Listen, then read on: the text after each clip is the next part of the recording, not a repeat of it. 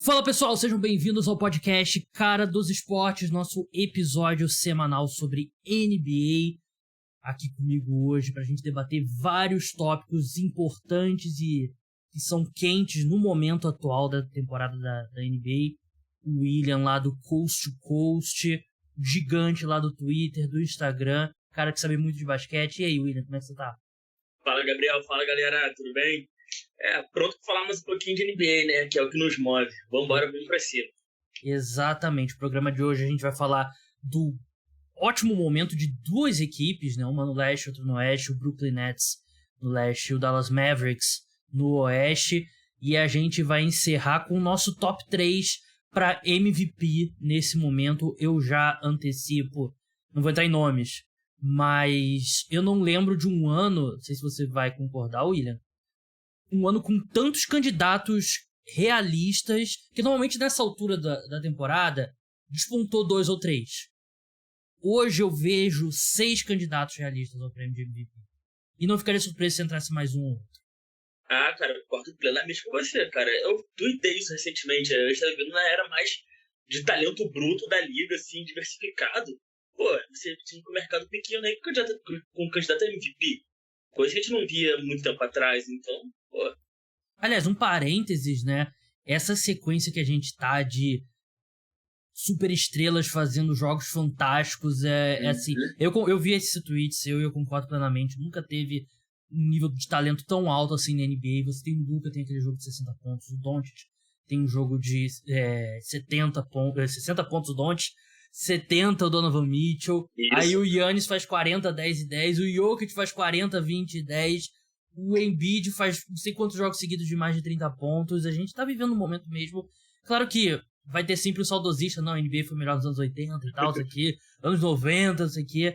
Mas pra mim é muito difícil acreditar que teve algum momento na liga, mesmo com mais times, né? A gente nunca teve tantos times na NBA como agora, né? E eu até falei no último episódio com o Vitor Buratini.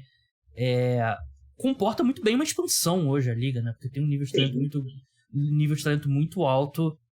E, assim, você olha aqui, por exemplo, abrir aleatoriamente, o Washington Wizards.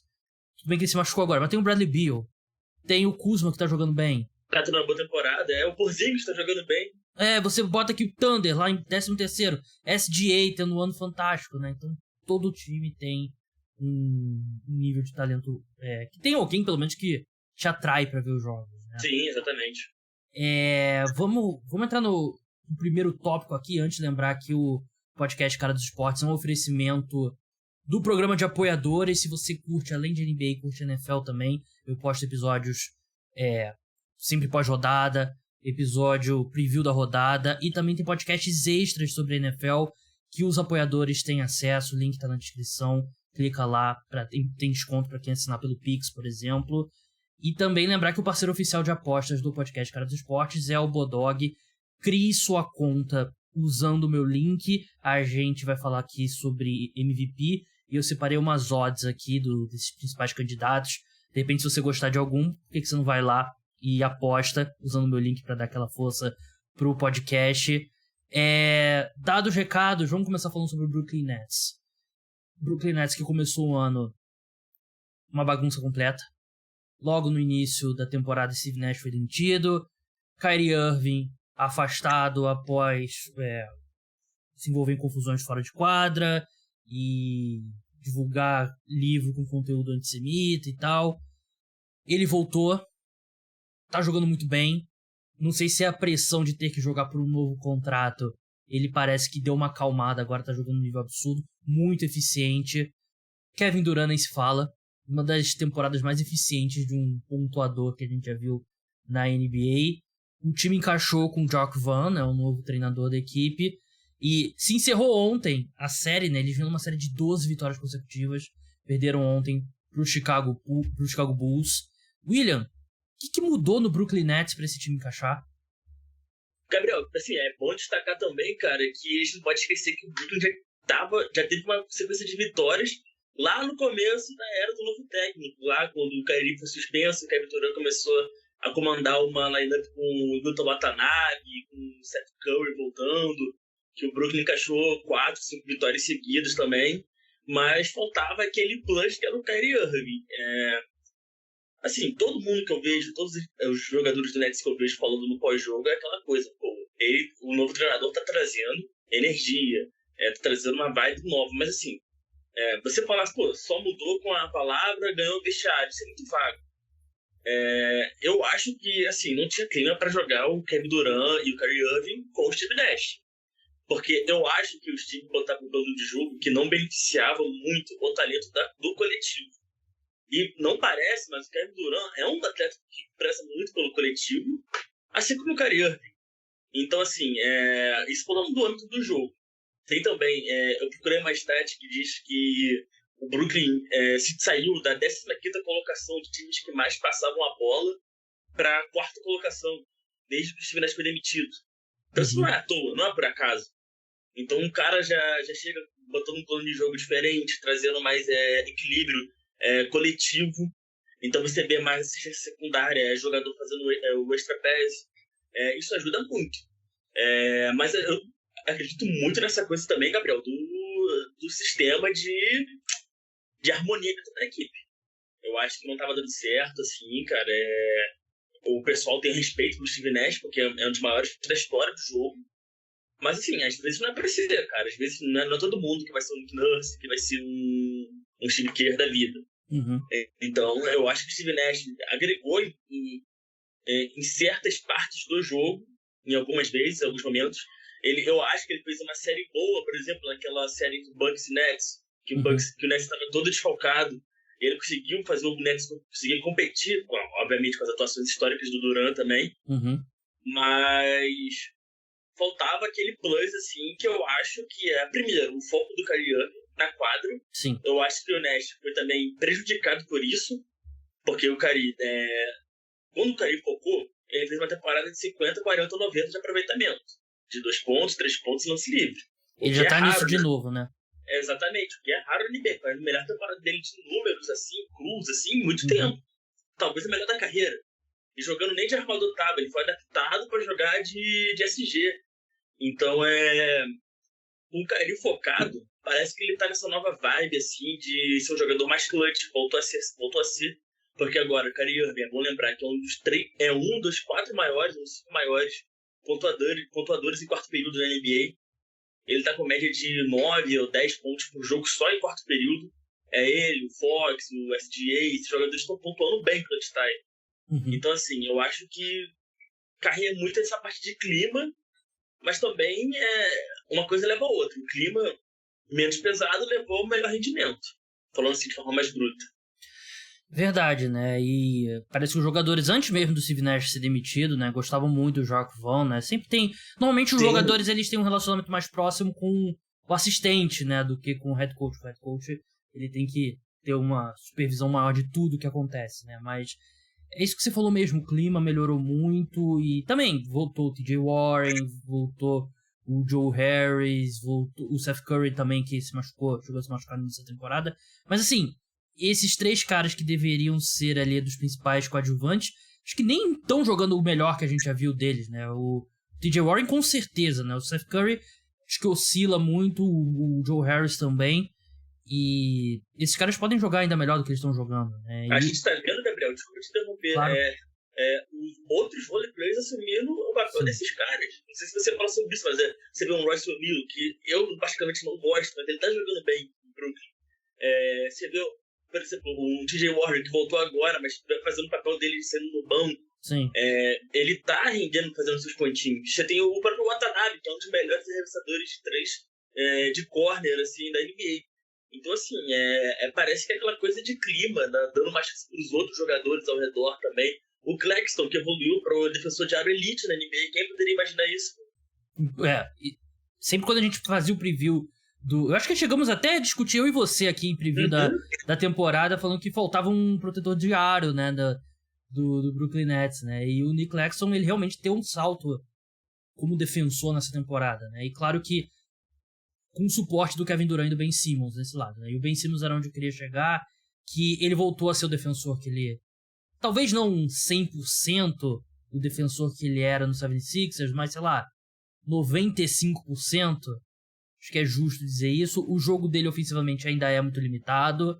Ele ainda eu volto a bater nessa tecla, o pessoal fala muito dele não ter arremesso, me incomoda muito mais ele não ter um toque muito bom perto da cesta, né? Porque ele é um cara muito físico, muito grande, e ele parece que, porra, sei lá, tem o mesmo toque perto da cesta que eu tenho, que jogando basquete, né? Mas também oscila às vezes, e acho que esse crescimento do Ben Simmons também ajuda muito esse time. Porque, claro que não era irreal a gente achar que ia ser um Big Three, Kevin Durant, Kyrie Irving e Ben Simmons. O Ben Simmons não tá nesse nível, né? Mas ele era o cara que essa equipe precisava para colocar no principal ala do adversário, para ajudar na proteção do aro, e ele tem sido esse cara.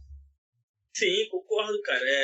O pessoal fica, assim, zoando muito Ben Simmons. Inclusive, eu fiz até uma postagem ontem que o Brooklyn Nets tá 1-7 toda vez que o Ben Simmons acerta pelo menos um lance livre. Eu vi esse tweet, eu vi. Pô, isso aí é inacreditável, cara. Mas quando você vê, cara, que ele tá sendo mais... Ele tenta... É visível que ele tenta ser mais polivalente do que ser só aquele cara unidimensional. Ele às vezes dá um relato daquela época de 76ers que ele dava uma explosão pro drive, cortava, ia pra cesta. Mas parece que ele tá abdicando dessa parte.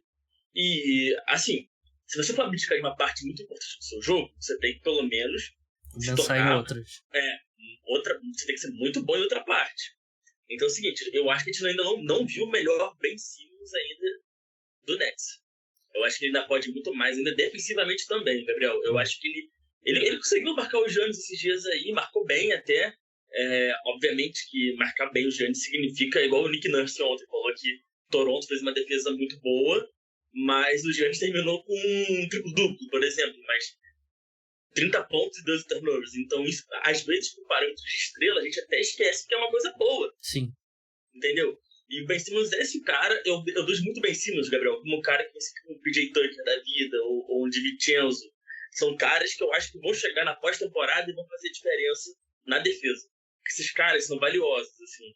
Eu acho que ele pode fazer diferença pro bem ou pro mal. Ele pode fazer diferença positivamente, mas também nos playoffs a gente vê isso ano após ano, né? A gente já viu isso no Philadelphia também. Muitas vezes, né? Quando um time pode marcar com seus 5 jogadores e ignorar um, focar em marcar 4 jogadores é muito difícil. Pagando a diferença dele. Exato. Muito do que acontece hoje com o Scottie Barnes, por exemplo. Você viu o vídeo que saiu agora? Antes de gravar agora. Foi jogando contra o Bucks, né? Acho que o Raptors. Foi ontem mesmo. Foi ontem, né? Foi contra o Bucks, assim, os caras dando 5 passos de marcar ele. O Brook Lopes estava debaixo da cesta, ele estava na linha de 3 pontos e o Brook Lopes ficou ali, né? E é um pouco que a gente vê contra o Ben Simmons mesmo, né? Aliás, mas aí entra muito também, Gabriel, daquela parte que você falou, do toque perto da cesta. Sim. Já não é de hoje que a NBA, você deve pensar isso, eu penso isso, todo mundo pensa isso. Adaptar um Ben Simmons para jogar na posição 4, de um ala pivô, alguém perto da cesta. Ele pode não ser um bom finalizador perto do aro, mas ele é um bom passador perto do aro. Sim.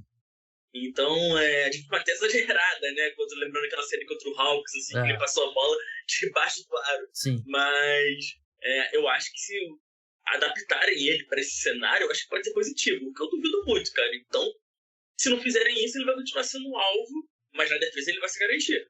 O modelo pro Ben Simmons é o Draymond, né? É o 4 que arma o jogo, que aí defende as 5 posições e que compensa...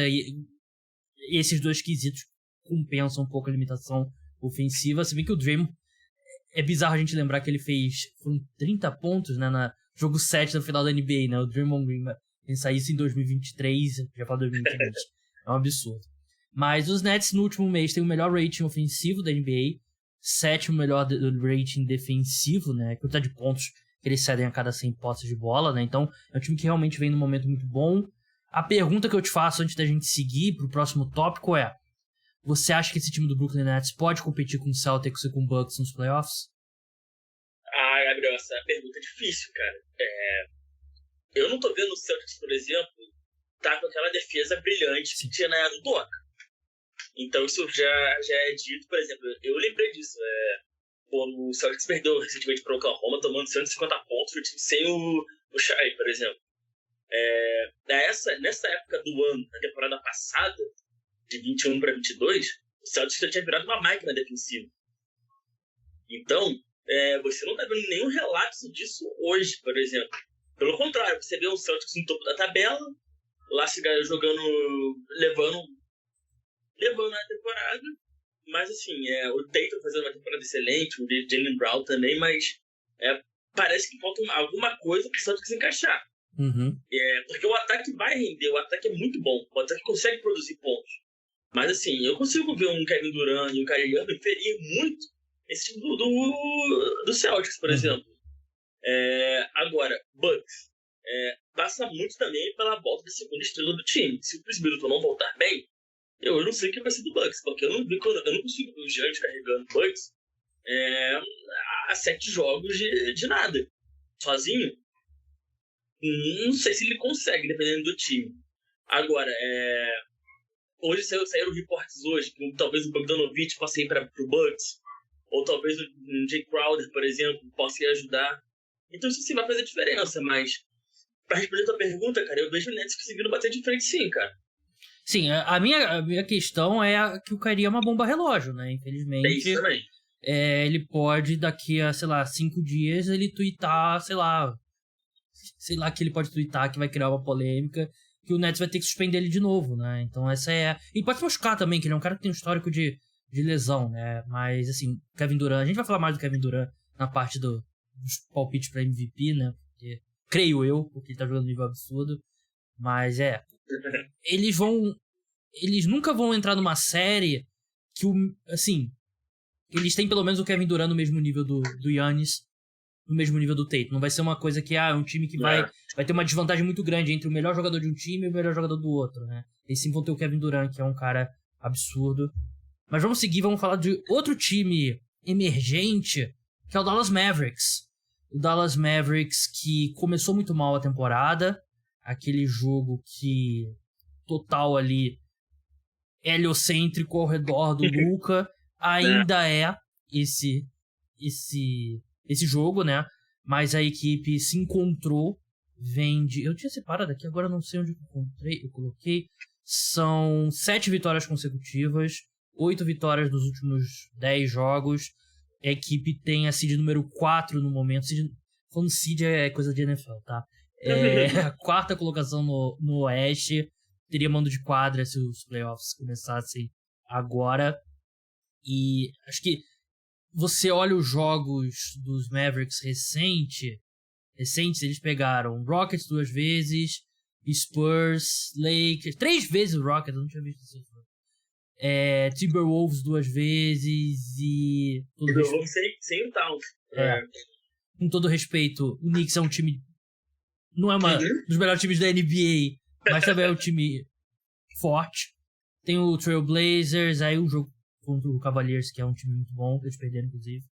Thunder, que é outro time mais fraco e tal. Então, é uma parte do calendário que realmente deu uma afrouxada, o calendário do Dallas Mavericks. Eu acho que é um ponto importante. Mas um aspecto que realmente mudou na equipe é a entrada do Christian Wood no quinteto titular. Então, o quanto que é uma mudança mesmo do Dallas Mavericks, uma melhora, e quanto que é eles terem vindo agora de uma parte mais tranquila do calendário. Cara, eu acho que é um bom debate. Primeiro que foi um parto do Christian Wood entrar na noite titular. E isso só aconteceu também porque o Maxi Kleber se machucou e não sabe quando vai voltar. O Wood é um big man muito moderno, ofensivamente falando. Porque ele consegue jogar... Ele tem falaram, eu não sei quem disse, mas ele tem aquele pick and pop, né? Que é você fazer um pick and roll, mas você abrir pra linha de 3, não abrir pra direção do aro. O pick and roll dele com o Luka é um dos mais eficientes da NBA. Porque a defesa não sabe se o Wood vai arremessar de 3 ou se ele vai filtrar pra direção do aro. Uhum. Entendeu? Então acaba acontecendo isso. Então eu acho que foi muito positivo essa entrada dele também na linha titular. Mas eu também acho que é o seguinte, cara, como você disse, o calendário afrouxou. E mesmo com o calendário um pouquinho mais frouxo, o Luka teve que continuar fazendo atuação histórica atrás de atuação histórica. Sim. Até quando isso vai ser rentável? A nossa sorte é que o Luka tem 23 anos, mas até quando isso vai ser rentável? A gente não sabe nem, Gabriel, se o Lucas Wood vai ficar no Dallas. Que o Dallas, o Christian Wood quer renovar o contrato dele por mais 2 anos, ele quer mais um contrato, ele quer um contrato grande, mas o Dallas não sabe nem se vai renovar. Então, já existem reportes falando que talvez o Christian Wood saia em fevereiro. Porque talvez não tenha como Dallas que ele renove o contrato dele e acabe que isso gere problema no mal-estar interno, entendeu? Então, se chegar uma oferta boa, talvez ele seja trocado. E como é que fica a pós-temporada, sabe? Então, eu vejo muito disso, cara. Eu não vejo o Nico Harrison, que é o GM de Dallas, correndo muito atrás de reforços assim para agregar no time. E eu acho que isso a longo prazo é um problema grave, cara, entendeu? Até o Dallas não tá ventilando de contratar o Jay Crowder, por exemplo, para mim é um absurdo, por exemplo. Então, assim, eles têm muita fé nos jogadores que eles têm daquele núcleo lá, com o Finney Smith, que não tá jogando, isso também é um ponto importante, porque o Finney Smith é o melhor defensor do time do Mavericks, não tá jogando. Você tem lá o Max Kleber, que também não tá jogando, são 4 sem desfalques. Mas, cara, a longo prazo, até quando isso pode ser rentável pro núcleo e a expressão a título, sabe? Uhum. Mas, por enquanto, é isso. Eles vão continuar vencendo, o Luka vai continuar fazendo atuação histórica e até onde isso vai, a gente não sabe. Esse negócio do Christian Wood, realmente, né? Porque o Mavericks pode se ver numa situação que eles veem que tem um gap muito grande entre o que eles estão dispostos a pagar e o que o Christian Wood está pedindo. E aí eles tomaram a decisão que é melhor trocar ele porque você pegar alguma coisa de volta, né? Porque ele tá no último ano de contrato. E é o risco de você trocar por um jogador no último ano de contrato, né? Como foi a troca que eles fizeram. Mas seria uma pena, porque ele encaixou, né, no quinteto titular. Ainda é um péssimo defensivo, mas ofensivamente falando, ele com o Luka fazem uma dupla muito boa. Eu acho que é um pouco de cada. Normalmente quando eu faço uma pergunta no podcast que é esse motivo ou é esse motivo? Normalmente a resposta tá entre os dois, né? Eu acho que é um pouco realmente o calendário ter dado uma afrouxada e o time melhorou também com o Christian Wood no quinteto titular. A questão a gente tem muitas e muitas e muitas e muitas evidências de que esse estilo de jogo do Dallas Mavericks não dá certo nos playoffs.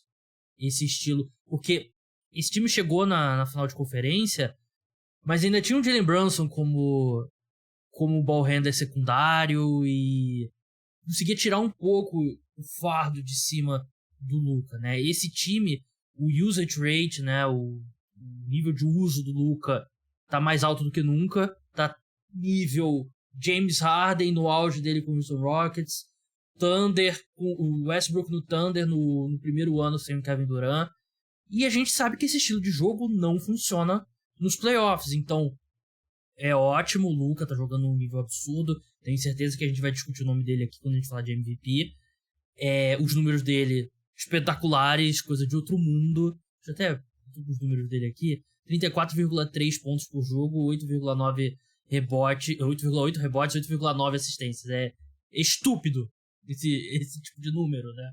Mas a gente vê ano após ano, né, William? Esse tipo de time que tem um jogador que fica com a bola o tempo todo e depende dele pra tudo ofensivamente, esse estilo de jogo não dá certo. Você falou tudo, Gabriel. Não dá certo mesmo e a gente já viu a experiência do James Harden e Mike D'Antoni, cara. É uma coisa que você sabe que, mesmo que tenha um bom time ao redor, às vezes também não vai funcionar se você ficar forçando bola no Luka, jogar em ISO ou jogar no weak side, toda hora abre todo mundo para um lado inverso dele da quadra e deixa ele resolver jogando um contra seja o Rudy Gobert ou seja contra o próprio James Harden, jogador, não importa a altura. Eu acho que isso não é muito prolífico a longo prazo, mas quando você vê o Jason Kidd falando do pós-jogo, que as declarações do Kidd parece que ele não vê problema nisso. Então, ou ele vai se garantir muito na pós-temporada, com um jeito novo de jogar basquete, ou ele vai ter que penar para o Luka resolver, como sempre. E eu não acho que o Dallas vai enfrentar um novo Utah que tinha muitos problemas para ser explorado no ano passado. Eu acho que agora o Oeste está muito equilibrado, está muito quente. Verdade, né? Assim, não tem como... Esse time do Dallas Mavericks não tem ainda as peças para ser campeão. Não vai ser campeão. Se for campeão com o Luka fazendo tudo, vai ser um negócio de outro mundo, assim. Um negócio fantástico que a gente... Esquece, entregar a estátua na porta do braço da Sim.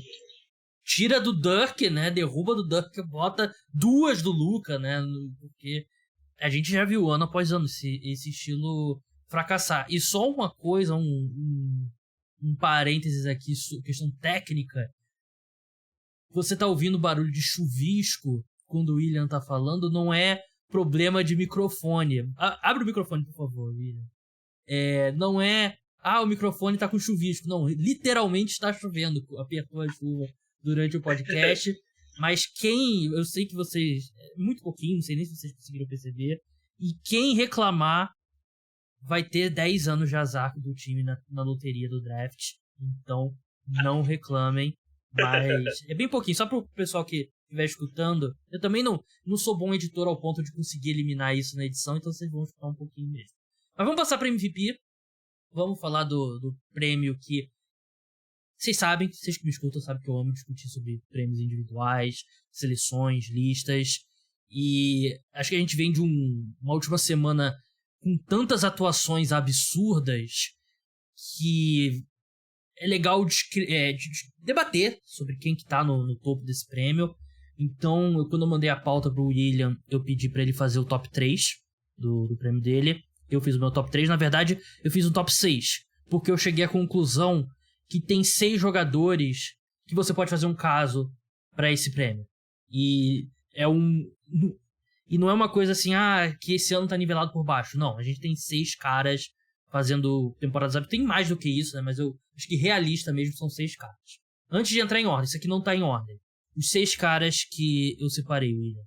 Kevin Durant, Jason Tatum, Nikola Jokic, Giannis Antetokounmpo, Luka Doncic e Joel Embiid.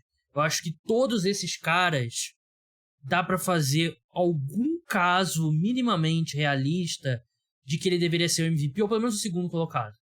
Aí tem um degrau, aí eu acho que a gente começa a falar de, sei lá, Ja Morant, provavelmente, e, sei lá, Donovan Mitchell, que acho que ele tá se inserindo nessa discussão. Infelizmente o Zion se machucou, acho que é um cara que poderia até entrar nesse balaio, mas enfim. Você concorda que são esses 6 caras aqui? Antes de dar spoiler da sua cédula, voto impresso auditivo. Qual que você acha, concorda com esses 6 nomes? Concordo plenamente, Gabriel. Eu acho que são 6 nomes que estão mais quentes na liga. Era também o Ja Morant e o Zion, mas o Ja, ele tá entrando em uma outra fase do jogo dele. E o Zion, infelizmente, ele se machuca muito. Uhum. Mas são esses 6 nomes que você falou com toda certeza, cara. Sim. Eu acho que vai ter gente saindo do All-NBA First Team que vai ter rebelião, cara. Vai ser doideira. Porque são 6 candidatos puros MVP aí. É gente fazendo média de 30 pontos por jogo. É gente com média de quase tudo. E, cara, e cada um tem o seu momento. Eu acho que essa coisa desses 6 vai sair o MVP. Eu tenho certeza. Mas eu acho que quem tiver muito no final, que der aquele sprint final, vai ser o prêmio. Como foi na temporada passada, né? O Jokic e o Embiid estavam indefinidos ali até a reta final, né? Foi realmente uma disputa muito dura. E isso que você falou de All-NBA realmente é muito... acho que exemplifica muito bem o que a gente tá falando sobre o nível da NBA ser absurdo, né? A gente tem 3 caras aqui que disputam 2 vagas no primeiro time. Então vai ter um cara entre Kevin Durant, Giannis e Tatum que vai ser segundo time ao NBA. Que é um negócio assim inacreditável desses caras não ser primeiro time, mas não tem como colocar os 3. Só se você, sei lá... Exatamente, e o Tatum falou até isso, Gabriel. Hoje, ele deu uma declaração antes do jogo, que onde saiu a votação, a primeira parcial do All-Star Game. Sim. E o Tatum tava atrás do Durant, Embiid e Giannis. O Tatum falou, cara, são 4 jogadores comigo fazendo 30 pontos por jogo. Eu vou ter que trabalhar muito mais para passar pelo menos um deles. Sim. Então é o seguinte, acabou sobrando pro Tatum. Imagina no que vai acontecer daqui a 3 meses, por exemplo. Não, um jogador do nível do Tatum não vai ser titular no All-Star. E é um negócio, assim, absurdo. Mas também você olha, se você tem que ter 2 guards e 2 caras de frontcourt, não tem como ele entrar mesmo, né? Só que aí você vai ver guard, vai ser o Donovan Mitchell e o Kyrie, provavelmente, né? E tem um universo aí também que o Kyrie, que é claramente o segundo melhor jogador do Nets, vai ser o titular, e o Kevin Durant, que é o melhor jogador dos Nets, vai ser reserva no no All-Star, né? Acho que existe essa possibilidade. Tudo pode acontecer. O Kyrie já passou também da marca de 2 milhões, pô. Então tudo pode acontecer. Sim, e os votos do Kyrie são todos impressos auditáveis. Vamos pro top 3, William. Como é que ficou sua lista do 3-1 pra criar suspense? Gabriel, eu vou abrir minha lista aqui primeiro. Do terceiro pro primeiro. Isso. Eu vou abrir com o Giannis. Do segundo, eu vou ficar com o Luka. E em primeiro, eu vou ficar com o Jokic. É um Big Three internacional, justificando cada um deles, assim, rapidamente. O Giannis, ele tá fazendo uma temporada muito subestimada, na minha opinião. Falei isso até no meu Instagram, a gente normalizou o Giannis Antetokounmpo. Porque ele tá fazendo uma temporada muito boa, sem ser segunda estrela. Sempre Middleton. Ele tá tendo que jogar com jogadores como o Pat Connaughton, ele tá tendo que jogar com o Grayson Allen, Brook Lopez tá fazendo uma temporada excelente também, mas sem sua segunda estrela. Isso pra mim é um ponto que pesa, e ele tá no topo da tabela. Luka Doncic, o time que ele tem ao redor é absurdamente abaixo do nível dele, o nível técnico dele. Então você tem lá a sua melhor ajuda do Doncic, é um John Wheeling da vida, um Christian Wood, no caso. Então, assim, e o Luka continuar fazendo o que ele tá fazendo para produzir, para esse time ficar no topo do Oeste, é muito positivo. E o Jokic, para mim, é o melhor jogador da NBA. Porque você não consegue imaginar um jogador do tamanho do porte dele produzindo pro time como ele produz, das 3 áreas de pontuação, passando de todos os jeitos possíveis, jogando como pivô. E o Denver tá perigando e vai lá em primeiro no Oeste. Então, se a narrativa do último MVP do Jokic foi o Jokic conseguiu levar esse time do Denver aos playoffs, direto, lá na 6ª colocação, sem play-in, então o Jokic precisa do MVP.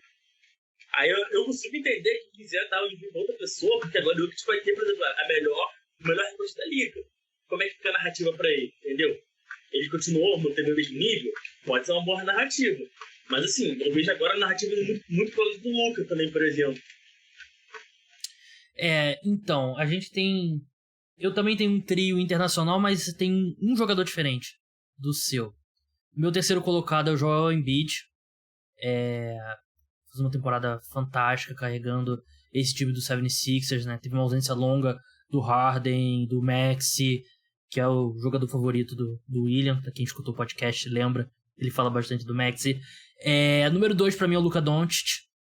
E você falou... A gente já falou bastante também sobre ele. E número 1 é o Jokic.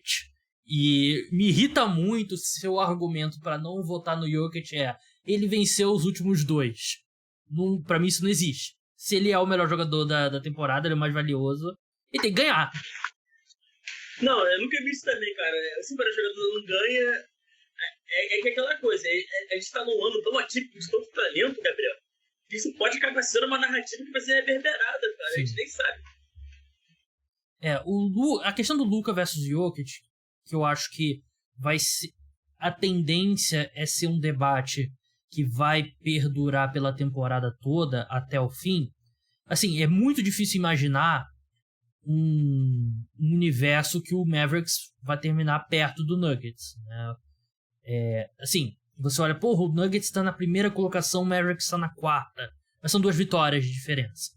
Então o Oeste está muito embolado. Mas o Nuggets hoje é o melhor time do Oeste mesmo. E tem uma diferença grande pro Mavericks. Eu acho que tem 2 argumentos que você pode usar para um lado ou pro outro. Primeiro, o time do Jokic é melhor. Ponto. O elenco é muito melhor do que o do Dallas Mavericks. Tá nem no mesmo nível, né? Tem, sei lá, os 4 jogadores no Nuggets que serão o segundo melhor jogador do Mavericks. Você pode botar o Michael Porter Jr., o Murray, quem sabe até o KCP ia ser, mas acho que é mais brigado. Bruce Brown. Eu não importa que tá tendo uma temporada de aspirante All-Star, por exemplo. Sim. Bones Highland, que eu adoro. Bones Highland, eu acho um ótimo jogador vindo do banco. Então o Jokic tem um time muito melhor. Só que agora, você pega os números do Doncic, eles são inflados porque tem aquele bônus ali do Harden no Rockets, né? Tem o bônus de ele fica o tempo todo com a bola. O Jokic é o jogador que mais dá passes na NBA. Ele é um pivô, é o jogador que mais dá passes na NBA. Acho que o time parte do time do Nuggets ser melhor do que o do Mavericks é o elenco ser melhor. Mas parte é o Jokic elevar mais os companheiros do que o Doncic, né? Ele não tem a bola o tempo todo. Ele consegue encontrar os caras. O cara sabe que se ele cortar na direção da cesta, o Jokic vai encontrar ele. Com o Mavericks, é meio que todo mundo assistindo o Doncic jogar, né? Exatamente, Gabriel. E nessa historinha de raciocínio, cara, é só você ver qual jogador do Mavericks que evoluiu absurdamente de um ano pro outro jogando com o Luka. Não tirando o mérito do Luka, mas qual jogador que você vê que jogou, porra, aspirante ao All-Star? Pô, em Denver, você tá vendo o Aaron Gordon sendo um dos melhores jogadores da posição dele, que consegue com níveis acima da média da liga de arremesso de 2 pontos e 3 pontos, pô. Que o Bruce Brown tá jogando também com... Exatamente, pô. Então você vê o próprio KCP, ele tá tendo mais liberdade para jogar um basquete melhor. Você vê o próprio Bones Highland, você vê o Michael Porter Jr., você vê o Jamal Murray, que são jogadores que, ao meu ver, alguns não estão tanto assim, mas já estão dando algum salto que é visível jogando ao lado do Jokic. Uhum. Então, eu vejo por isso também, cara. Se for falar esse argumento do Luka, do elenco, assim, pô, mas vamos dar uma olhada, ver como é que tá o elenco ao redor, como é que ele tava antes, como é que tá depois. E aí entra muito também do que esse argumento pode ser contra o Giannis também, porque você também não veria um jogador absurdo do lado do Giannis, assim, que evoluiu muito. O Brook Lopes, por exemplo. O Brook Lopes já teve essa época boa dele quase 10 anos atrás jogando no Nets. Agora ele voltou a jogar absurdamente bem de novo. Então não é uma coisa relativamente nova. Uhum. Você vê, por exemplo, acho que é isso mesmo. O Chris Middleton não tá jogando, por exemplo. Então você pode pegar como um argumento ruim pro Giannis. Isso realmente vai favorecer o Jokic. Eu acho que o que o Jokic faz é mais valioso que o que o Doncic faz nesse momento. Concordo. Por isso que o meu voto vai pro Jokic nesse momento. Mas assim, vai depender muito da campanha também, porque eu acho que quarta campanha do Oeste, acho que é o mínimo que você tem que ter para ser considerado mesmo. Acho que se o Mavericks não ter um mando de quadra nos playoffs, e aí você vai comparar ele com o Jokic, que tem grande chance de ser a melhor campanha, aí fica meio difícil, né? De repente esse time cai pro play-in, quem sabe? Acho difícil também, mas... A gente viu isso na temporada passada, Gabriel. Eu lembro disso como se fosse ontem, todo mundo falando. Eu falando, se o Jokic pegar mando de quadra pro esse timeco do Denver, é pra entregar o MVP. Mando de quadra não, pegar playoff direto. É pra dar o MVP pra ele. Isso é um bom ponto que você levantou, né? Porque o time na temporada passada era muito ruim, e o jogo do Nuggets não era o Jokic o tempo todo com a bola. E era ele distribuindo, era ele tendo aqueles jogos de Noé, né? Que nem Noé carregou tantos animais. Mas ele fazia esses caras jogarem mais. O Doncic, ele é absurdo, mas ele não eleva o nível do time. Eu acho que o Embiid é um pouco parecido com isso. O Embiid, ele é um cara que ele faz o dele muito bem. Ele é, imparável dentro do garrafão. Ele é um dos melhores defensores também de garrafão da NBA. Ele até aumentou o número de assistências dele. Mas ele também não é um cara que... Assim, também o Jokic é único. A gente tá comparando a um cara que é um unicórnio, né? O Jokic não tem muito. Mas o Embiid também tá tendo... Eu acho que uma temporada até um pouco subestimada dele, né? Porque a sequência dele... O Embiid mais jogos de 30 pontos... O Embiid, Gabriel, todo primeiro ele tá pontuando 15 pontos, pô. Que loucura. Não, um absurdo o Embiid. E assim, eu sei que os torcedores do 76ers odeiam e tal, e os fãs do Embiid em geral, mas ele também não coloca ele... O Jokic está na frente dele. E o Jokic esteve na frente dele na temporada passada e esteve na temporada retrasada também, né? E existe uma grande chance do Embiid nunca vencer o MVP, mas é porque ele calhou de ser contemporâneo de outro pivô geracional, que é o Nikola Jokic. Eu terminei meu ranking a 4, 5 e 6 também, como eu já tava com os 6 nomes aqui, eu botei o Kevin Durant na quarta colocação, pelo que a gente já falou, né? Ele como pontuador. Não sei se você viu o Kirk Goldsberry, ele divulgou um gráfico dos maiores pontuadores. Na verdade não foi o Kirk Goldsberry, não, foi o Second Spectrum, né? Que é aquele site de estatística. Meio que o Pro Football... Eu vi. Meio que o Pro Football... O mid-range inteiro é o Kevin Durant.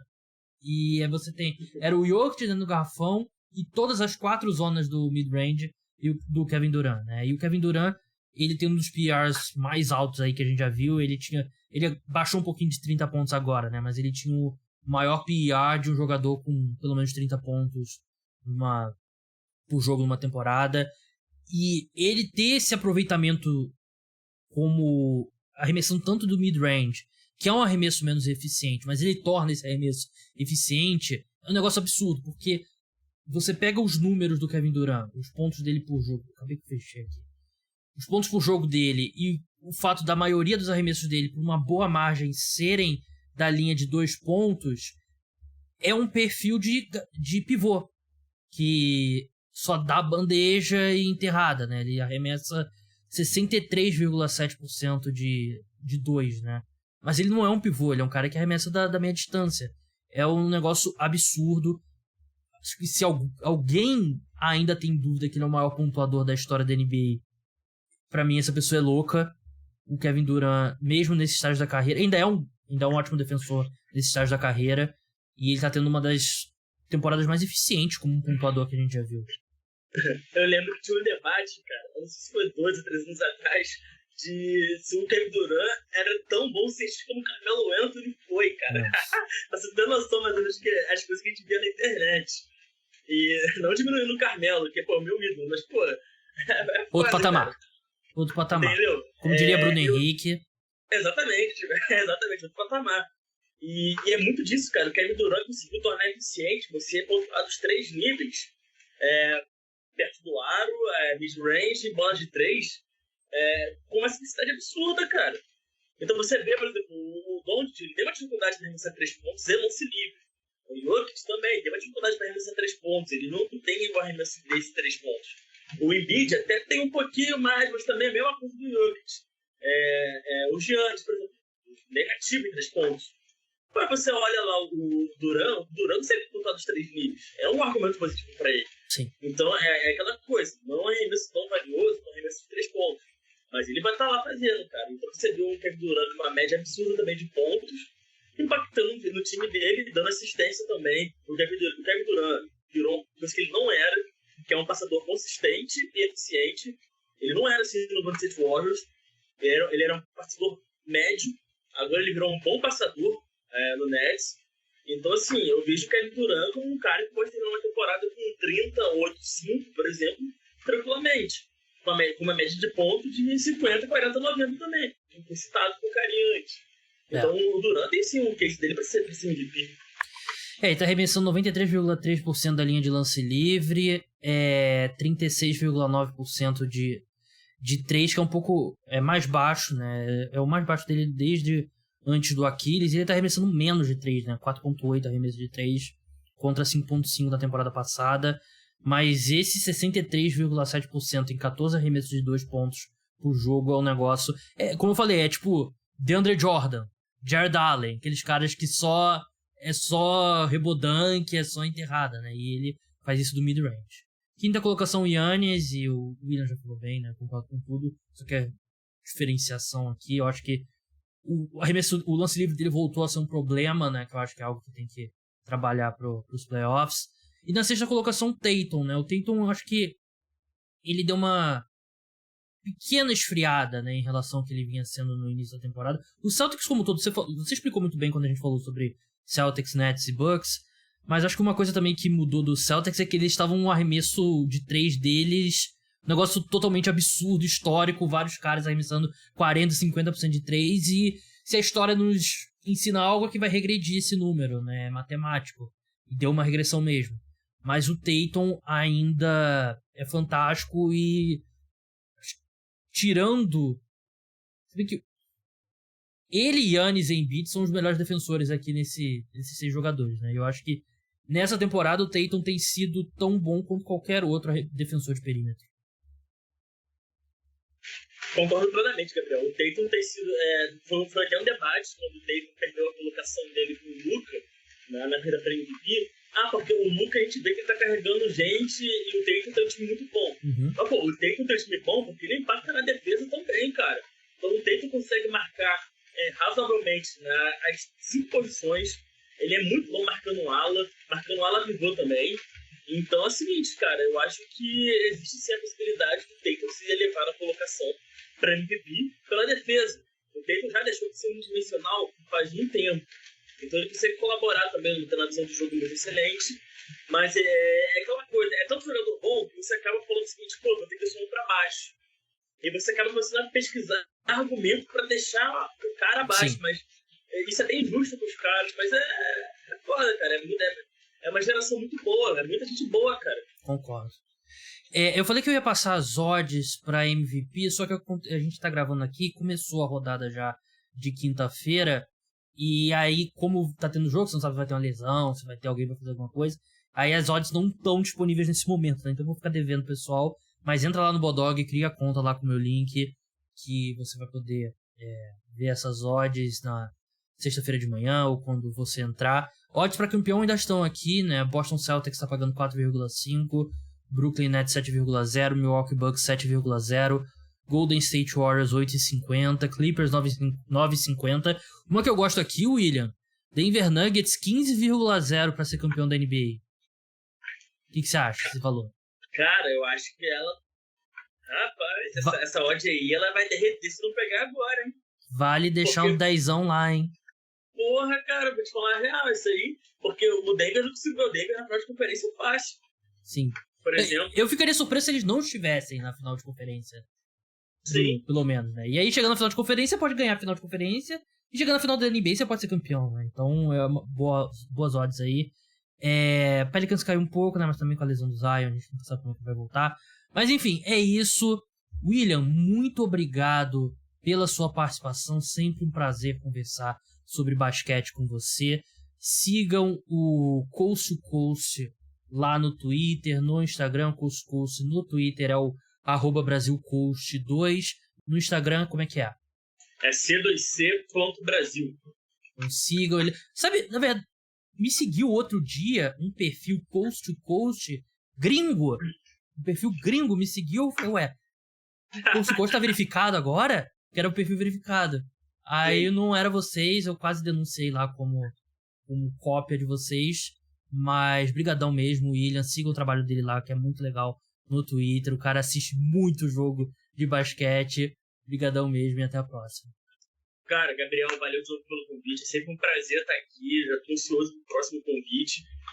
Vou pedir pra galera dar aquela moral pra seguir lá, que a gente tá chegando aos 100 mil seguidores no Twitter. Então, a gente não ganha a plaquinha, mas vai ser um negócio bem maneiro de quando acontecer. Então, como você falou, a gente vê muito jogo sim, mas não deixa de ter aquela cobertura descontraída. A gente não quer perder essa fórmula. Como se fosse uma mesa de bar, a gente tava conversando, mas quando tem que ser um pouquinho mais sério, a gente é um pouquinho mais sério. Quando é pra descontrair, a gente descontrai também. Faz um pouquinho de cada coisa e pra atender todo mundo. Então, valeu mais uma vez pelo convite. Até a próxima, gente. Sigam eles lá, que é a melhor cobertura da NBA no Twitter, também no Instagram. Então é isso, pessoal. O podcast Cara dos Esportes volta domingo, na madrugada de domingo pra segunda, né? Pós-rodada, última rodada da temporada regular da NBA. Semana que vem tem nosso episódio semanal sobre NBA também. Um abraço pra galera que escutou o podcast que veio lá do TikTok também. Então é isso. Até a próxima. Tchau.